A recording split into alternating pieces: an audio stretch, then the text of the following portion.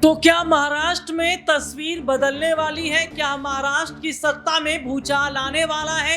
क्या महाराष्ट्र में बड़े बदलाव देखने को मिल सकते हैं? और महाराष्ट्र में अगर बड़ा बदलाव हुआ तो फिर क्या इसके मायने ये हैं कि देवेंद्र फडणवीस को सीएम पद से इस्तीफा देना पड़ सकता है?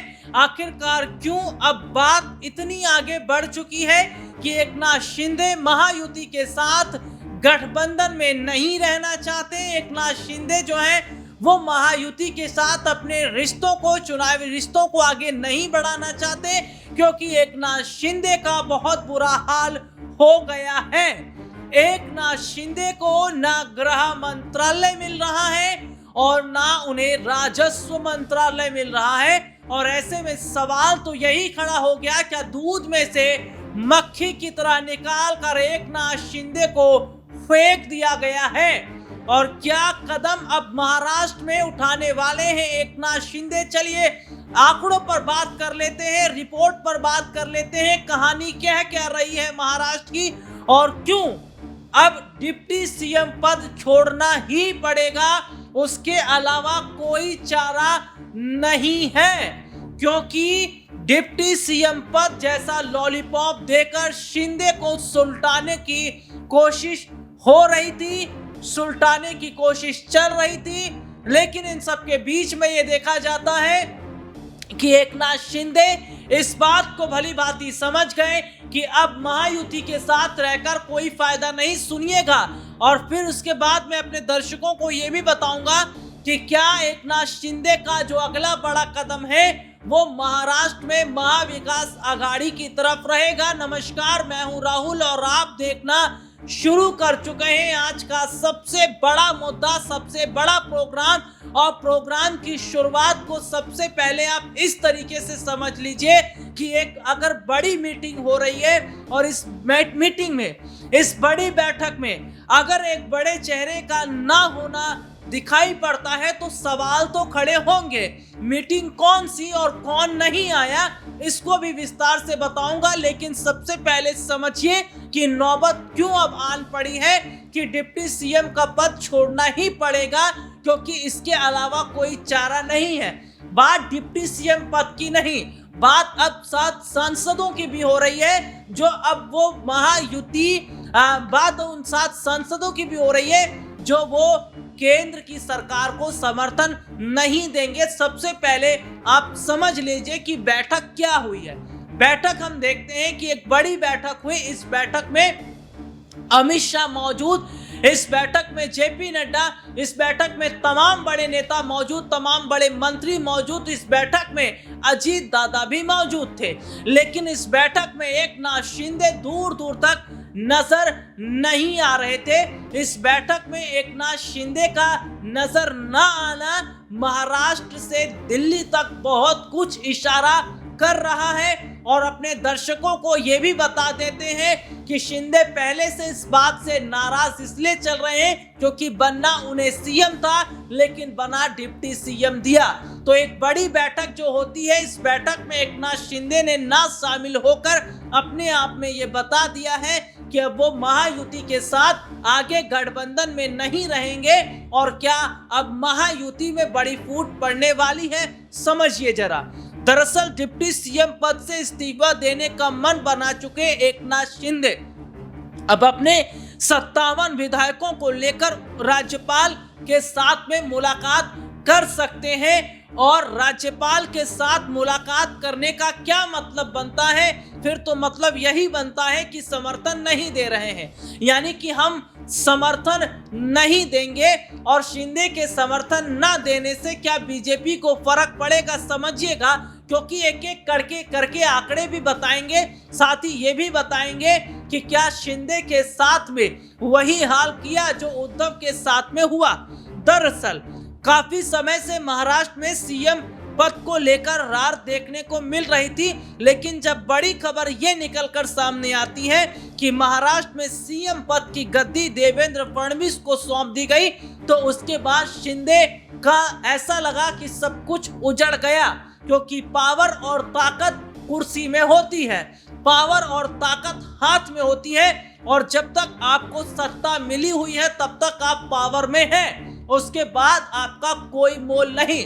और ये बात शिंदे से बेहतर कौन समझ सकता है, क्योंकि एक वक्त में अगर मुख्यमंत्री के पद पर वो मौजूद थे और दूसरी तरफ हम देखते हैं कि मुख्यमंत्री पद से हटाकर सीधा डिप्टी सीएम के पद पर ला दिया गया, यानी डिमोशन हो गया। यही नहीं, एकनाथ शिंदे मांग क्या कर रहे थे मंत्रालय को लेकर, लेकिन अब बात बहुत बड़े हद तक ये कही जा रही है कि मंत्रालय भी नहीं दिए जाएंगे, यानी मंत्री पद भी नहीं दिया जाएगा। मंत्रालय कौन से? एकनाथ शिंदे ने कुछ मंत्रालयों की मांग की थी, उनमें एक मंत्रालय गृह मंत्रालय कहा जाता है, एक वित्त कहा जाता है, एक राजस्व कहा जाता है। ये 3 बड़े मंत्रालय हैं, लेकिन इनमें से एक भी मंत्रालय देने के मूड में बीजेपी नहीं है। और सुनिए आगे कैसे कि अब एकनाथ शिंदे जो है वो महाविकास आघाड़ी के साथ अगर जाते हैं तो क्या फायदा उनको हो पाएगा, और क्या अगर महायुति का साथ छोड़ते हैं तो क्या महायुति के लिए मुश्किलें खड़ी होंगी साहब। भले ही बीजेपी ने 132 का आंकड़ा जनरेट किया हो विधानसभा चुनाव के वक्त में, लेकिन 7 सांसद भी तो हैं, और ये 7 सांसद किसी और के नहीं, ये शिंदे शिवसेना के 7 सांसद हैं, जिनका बड़ा समर्थन जो है वो केंद्र की सरकार को है। और अगर महायुति का साथ छोड़ेंगे तो 7 सांसद की कमी कैसे पूरी कर पाएंगे।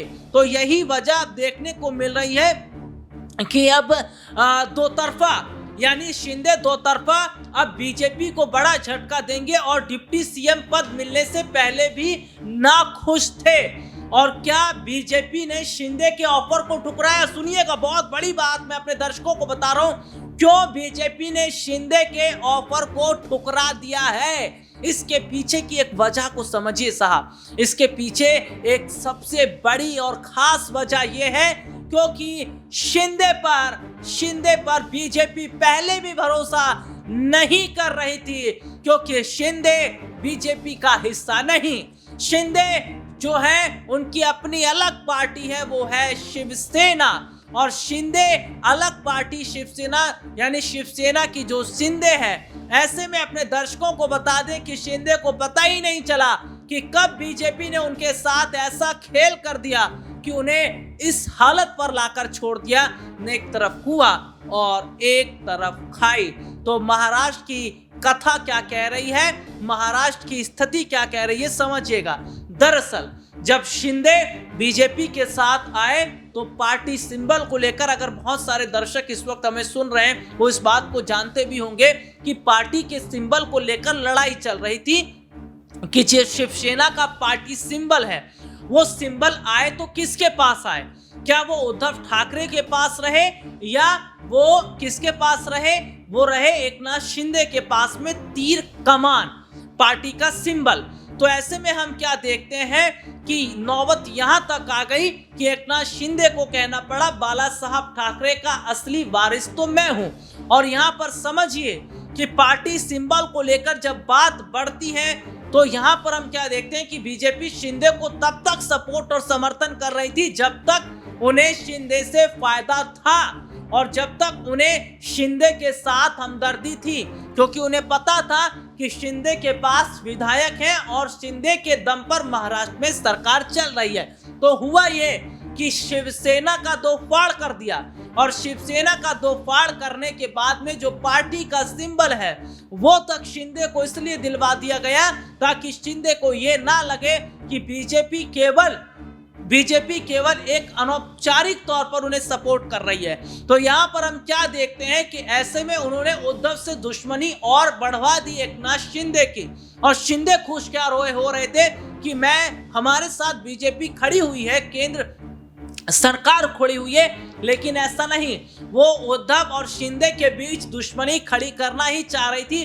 तभी जो है पार्टी का सिंबल शिंदे को दिया गया।